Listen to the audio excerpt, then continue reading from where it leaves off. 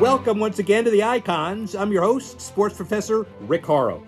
I'm wearing black because this month we have one of the all-time greats on the show. Winner of 9 majors between 1961 and 1978, the Black Knight, Gary Player. Let's get started by going inside the Icon. Gary Player was born in 1935 in Johannesburg, South Africa. His mother died from cancer when Player was 9. His father worked in gold mines for $200 a month. At the age of 14, Player played his first round of golf with his father and parred the first 3 holes. 3 years later, he became a professional golfer. And by the age of 21, he had won 21 tournaments. Player won 24 PGA tournaments in his career, including 9 majors.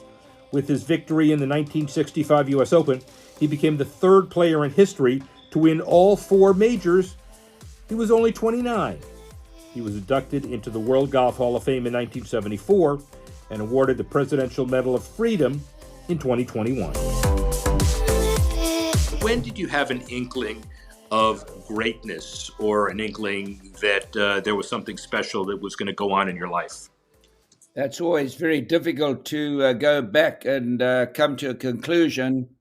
But having had a very, very tough life as a young man, my mother died when I was 9.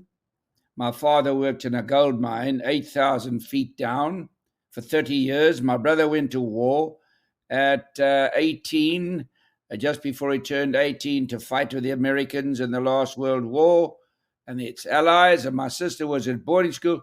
But Rick, South Africa has the best schools in the world. You go to school with a tie on and a jacket.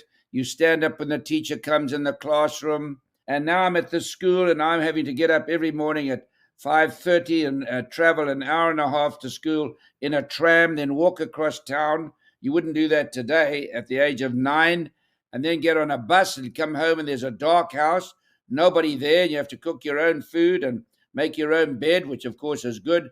And I lay in bed every night crying, wishing I was dead. And that was the greatest gift bestowed upon me in my entire life. And at that stage, I can vividly remember saying, when I become a champion, I didn't know at what, I'm going to help people who are struggling because I have a taste of what it's like and I don't want them to have that. And so I suppose it was something that was ingrained in me. I felt determined to do something. And certain people are born with certain gifts, irrespective of what it might be in the art, might be sports, it might be a great husband or a great wife, whatever it may be. And so I started to play golf. My father, if you worked on the gold mine, you could play on a golf course, and he asked me to come and play golf. And I said, not for me, it's a sissy's game. I was playing rugby and cricket and track and swimming at that time. And I reluctantly went along. And I loved it so much, and thank God, Rick. I mean, golf is the most unbelievable sport. Well, what sport do all sportsmen go to when they finish their particular sport? They all go to golf. And it's a game you can play forever. Every other sport is play and away. If you play the NFL for 4 years, you've done well. But how do you walk away with all these operations and concussions and things like that? Boxing, all other sports. Golf, here I'm nearly 90, beating my age, beating par. Of course, there's a reason for that because I kept in shape, worked out hard, watched what I eat, laugh a lot. I think it's essential, Rick, to laugh a lot because the difference between laughing and being miserable is enormous. And laughing is a youthful cell, I think. And I think there are a lot of different things that I do. I work at it for longevity because longevity, living a long time is not luck. Luck is the residue of design. And this is something that the conclusion I come to, that I realized that you had to work for something. You weren't going to be given things for nothing. You had to work. And as I started to work, I could feel a determination in my body that I was telling myself I'm going to be a world champion. Now, whether I was kidding or not, but you've got to actually believe in yourself to do something. Lots of young boys come and ask me how they can become a champion. I don't have the answer. But I do know one thing, you've got to believe in yourself, and it's what made America the greatest country on the planet ever was hard work. Hard work. This is why you become so great. So, there's a lot to answer a question like that directly is not easy. I was around Nelson Mandela for 3 years, and he went to jail for 20 years for doing the right thing, and he came out, he had no bitterness, he was full of love, and you could see he oozed with love. What special trait does it take to be a world-class philanthropic fundraiser? And the second part, which is related, what's your perception of athletes as role models generally? Well, first of all, I think the essential ingredient in life is to have love in your heart. Love is a stronger weapon. It's God's weapon. It beats an atomic bomb. It beats everything. And if it really cures everything. I was around Nelson Mandela for 3 years, and he went to jail for 20 years for doing the right thing. And he came out, he had no bitterness. He was full of love, and you could see he oozed with love. And all the great people I met in my life are people that had love in their hearts and feeling for other people. I think that's so essential. And as far as other athletes are concerned, I think athletes have done a marvelous job. Obviously, they're good and bad in every walk of life. But if you look at golfers, for example, my sport, every one of them, Nicholas has a hospital, Palmer had a hospital, this guy has that, this guy has that. We as a small company, Rick, we're a very small company, have raised over $100 million and changed the lives of millions of people's lives, which has been such, they talk about, it's a very interesting thing, Rick, they talk about legacies. I don't believe in legacies. I believe you do something while you're here to the best of your ability. You try and contribute to society. When you're dead, you get the hang out of here and you go to another place and you try and you restart up there. And I think golfers have done a great job. They've built all these different facilities, and what a thrill it is to see people, particularly with the places I've been. I've traveled more miles than any human being ever now. And when I go into places like China and see how they live there, you go into India, well, they're a highly educated society and a wonderful country. You see how they live there, the poor people in Africa. My goodness me, don't let any American ever tell me how bad things are here. They start telling me that, I say, I don't even want to listen. You just don't know how lucky you are. And America fought for freedom to give us this great country. Well, let's quantify your perspective. The world's most traveled athlete, you referred to it before. I have a number of 26 million kilometers, probably more. How do you maintain the difficult balance with mental and physical health on the road all the time? Surely you've woken up on some mornings and say, where the hell am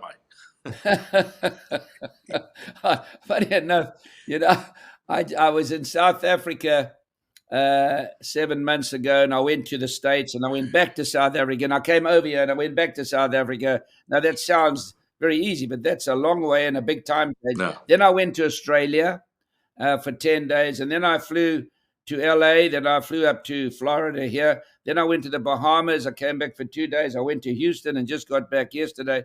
So I'm continuously traveling.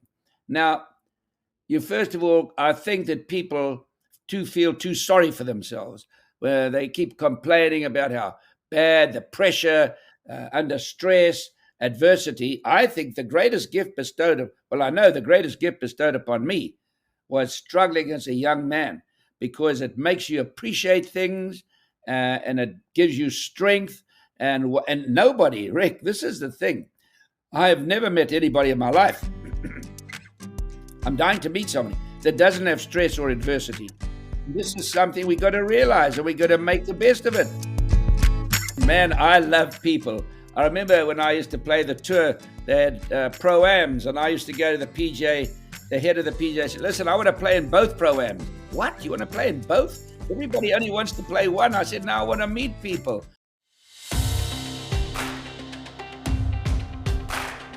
Your physical longevity, this is why people are tuning in. They want to get the fountain of youth. Maybe there's a Gary Player pill. But I will say this, there is no Gary Player pill. There's hard work, there's diet. You could talk about it. Jack wins a major at 46. Phil wins a major at 50. You're doing all of these sit-ups and push-ups, and you're pushing 90.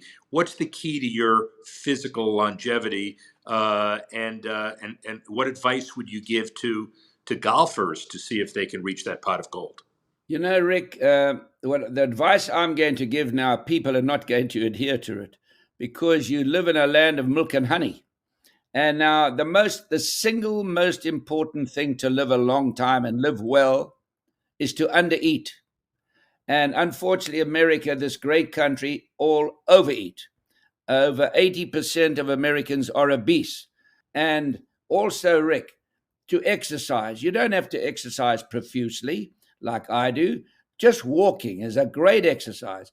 The other thing is laugh a lot. Laugh, keep and make yourself happy. You have a choice of being happy or sad. Damn it. So many people choose, sad. And and I think the young people today have got to read more. They don't read enough. Cursive is a thing, is a past almost. You've got to read, you've got to write. It's very, very important to be able to read. Most athletes are renowned as very poor speakers. They're inundated with making money, and they forget to realize the value of speaking well. An athlete, a businessman like yourself, look how well you speak because you studied it. You've got to study speaking well because that's communication, isn't it?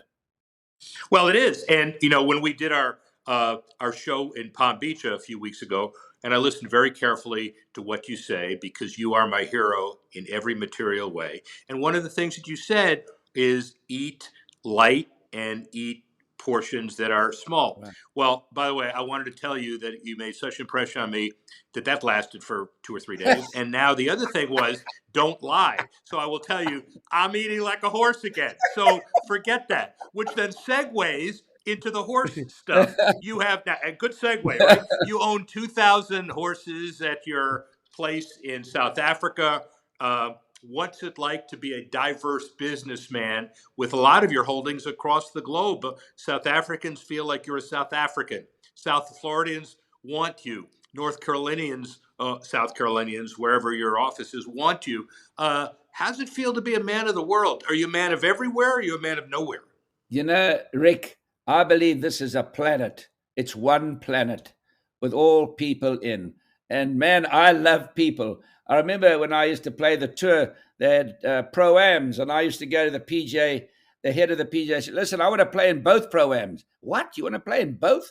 Everybody only wants to play one. I said, no, I want to meet people. When I'm in the airport, I see an old lady sweeping the airport.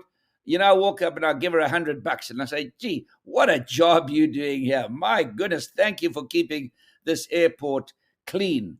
I love people. I really and truly love people because, and this is why at my age now, I have zero, as far as I know, any dementia. Because I'm meeting, I would say, an average of around about 30 people a day, and they 30 different topics, Rick, all different topics. So your mind, Rick, is exercising, and your brain has to exercise as well as your body. And it is, but Rick, you got to understand, it's easier to get a camel through the eye of a needle than to get the average day man to really be concerned about his health.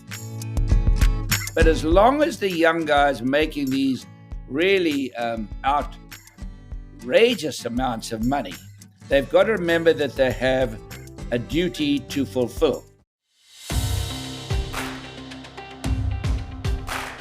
So you made $15 million in career earnings. John Rahm eclipsed that already for this year. No adversity. You're thinking, man, if I could be playing today, look at that. So talk about the economics of golf. Well, I've made 15 million and I've spent 17. Yeah, there you go. Well, even worse. And I want to tell you, the last check I write, it's going to bounce because they'll never be able to find me.